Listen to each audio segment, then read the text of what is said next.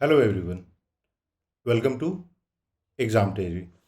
आज के इस वीडियो में हम लोग बात करने वाले हैं Delhi university MA political science में अलग अलग जो है कॉलेज वाइज यूनिवर्सिटी के department wise north campus south campus सब मिला के कितनी सीट है। और इसके साथ साथ हम लोग ये भी बात करने वाले हैं कि दिल्ली यूनिवर्सिटी का जो प्रोसीजर होता है, एडमिशन प्रोसीजर होता है, उसमें जो क्वालिफिकेशन चाहिए आपको, मिनिमम एलिजिबिलिटी क्राइटेरिया क्या है, तो वो भी डिस्कस कर लेंगे। और जो आपका एग्जामिनेशन का दो पैटर्न होता है, जो एडमिशन प्रोसेस होता है, वो दो तरीके से एडमिशन प्रोसेस होता है।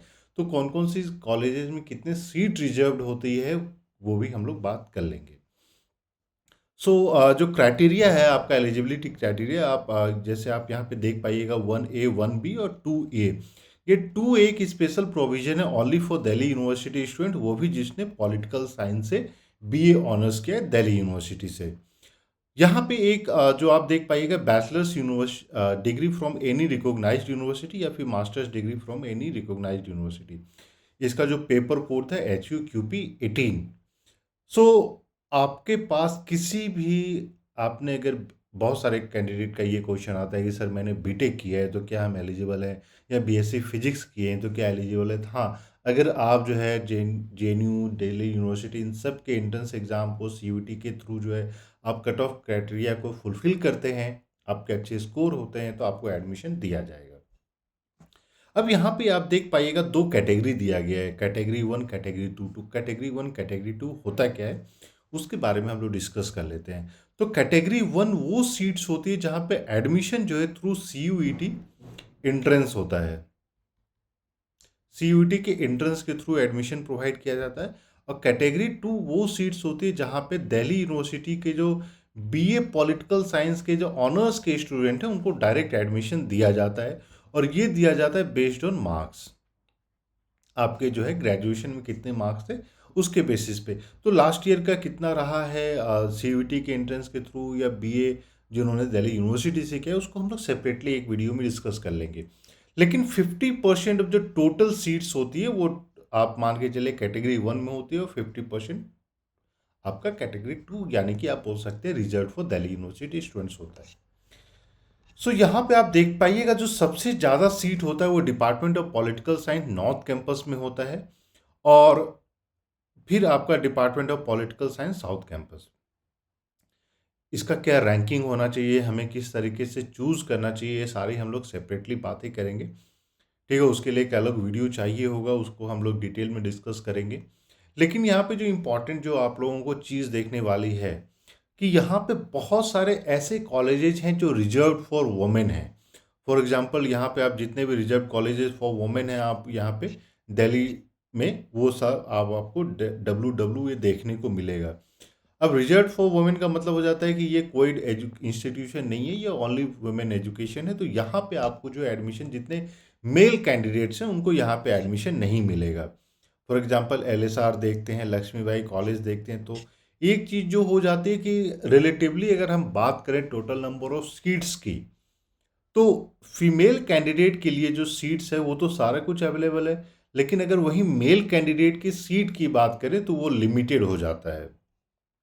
ठीक है, जाकिर हुसैन मैत्री कॉलेज आप जैसे देख पाइएगा, Mata Sundari college for women, तो ये सारे वो सीट्स हैं जहाँ पे आपको सिर्फ फीमेल स्टूडेंट को एडमिशन मिलता है। टोटल अगर हम लोग सीट्स की बात करते हैं, सबसे पहले विदाउट एनी डिस्ट्रीब्यूशन, और ये जो है यहाँ पे भी ये आपको जो है सिर्फ फीमेल कैंडिडेट्स को एडमिशन मिलता है। ठीक है, ये वुमेन एजुकेशन बोर्ड है। तो टोटल अगर हम लोग मेल या फीमेल सब कुछ मिला के अगर जनरल कैटेगरी की बात करते हैं तो 156 सीट हो जाता है। दूसरा है आपका शेड्यूल कास्ट, तो शेड्यूल कास्ट में टोटल 58 सीट्स हैं। शेड्यूल ट्राइब की हम लोग बात करते हैं तो 29 सीट्स है। OBC की बात करें तो 104 सीट्स है। और EWS की बात करें तो 38 सीट्स है।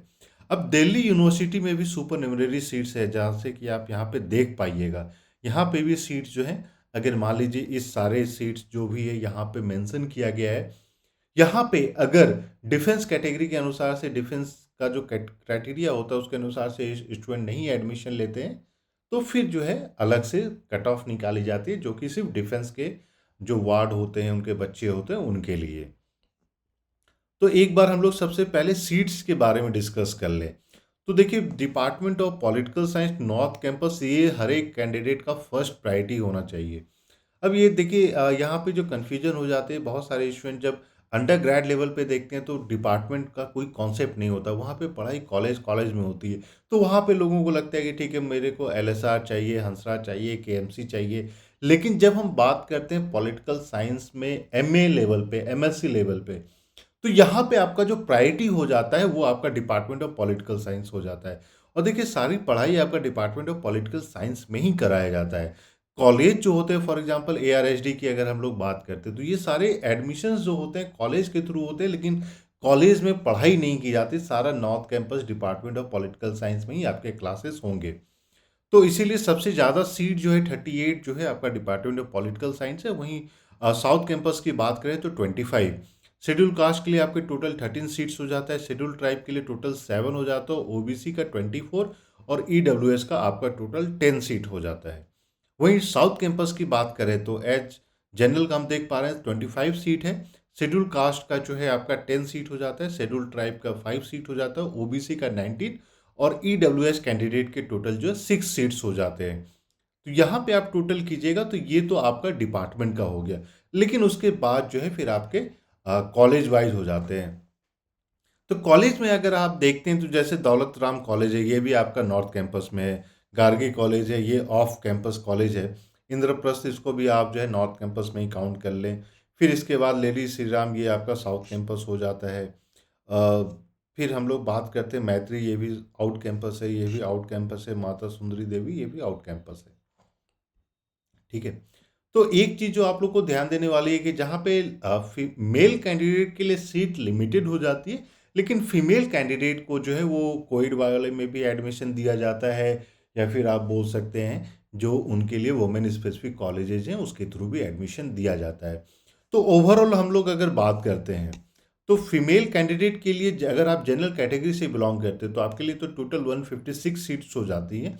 लेकिन वहीं अगर हम बात करते हैं मेल कैंडिडेट का, तो मेल कैंडिडेट के लिए स्पेसिफिक जो है वो कम सीट्स हो जाती है। फॉर एग्जांपल अगर काउंट कर लें तो 2 + 2 4 हो गया, 4 + 2 6 हो गया, 6 + 2 आपके 8, 8 4 आपके 12 हो गए, 12 + 3 15, 15 + 3 18, 18 + 5 23, 23 और फिर आपका +3 26, 26 और 3 29 और 3 32।